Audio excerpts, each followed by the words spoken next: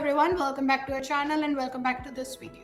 In this episode of Capital Compass, we are breaking down the unraveling of Saks Global's $2.7 billion acquisition of Neiman Marcus, a deal that was once hailed as transformative but now stands as a cautionary tale in financial overreach. From junk bonds to real estate backed loans, Saks' merger was built on leverage rather than brand strength.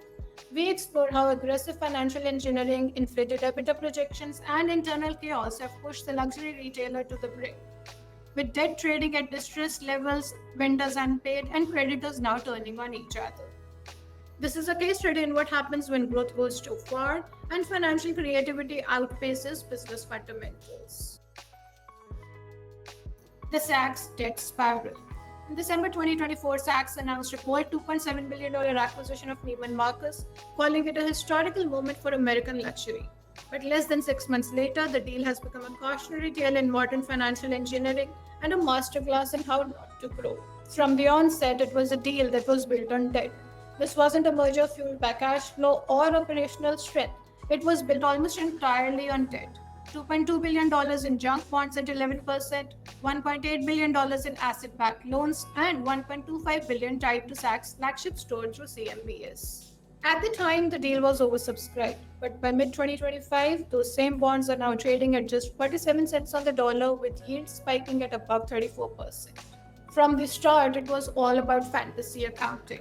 The deal was sold to investors using fantasy numbers. $707 million in pro forma adjusted EBITDA, but the real EBITDA for financial year 2024 was most likely between $50 million and $160 million. The gap was padded with $127 million in inventory liquidity adjustments, $345 million in synergies, and other speculative add-backs. Meanwhile, Saks is stretching vendor payments to 90+ days, closing stores and fulfillment hubs, and slashing executive bonuses. And this is where the spiral tightens. In June 2025, Saks faced a $121 million interest payment, another $100 million payment shortfall looms in August, and one distressed $599 million CMBS is on the brink.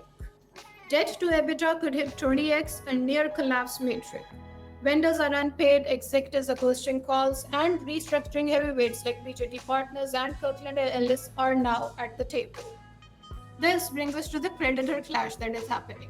Now, as if the debt wasn't enough, now there's a civil war amongst the creditors. A 51% group of bondholders is injecting new capital and reprioritizing themselves at the expense of others. And the real estate that is underpinning it all is not so solid.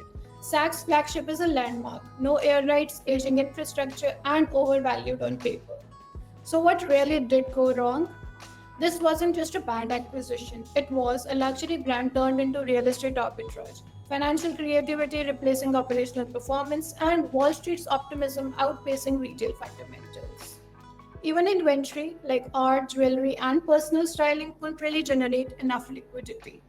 In closing, what we can say is that this merger is a lesson in overreach. Saks Global is now the poster child of what happens when growth is fueled by leverage and not loyalty.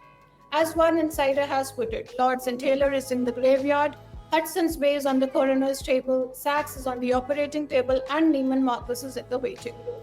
In luxury retail, the runway is short and Saks is running out of time.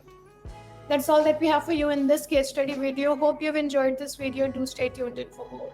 This is a series wherein we are discussing when growth goes too far. Do stay tuned in for this series and more episodes from Capital Compass, wherein we do real-world breakdowns at the intersection of strategy, investing, and business drama. That's all for now. Do stay tuned in for more. Thank you.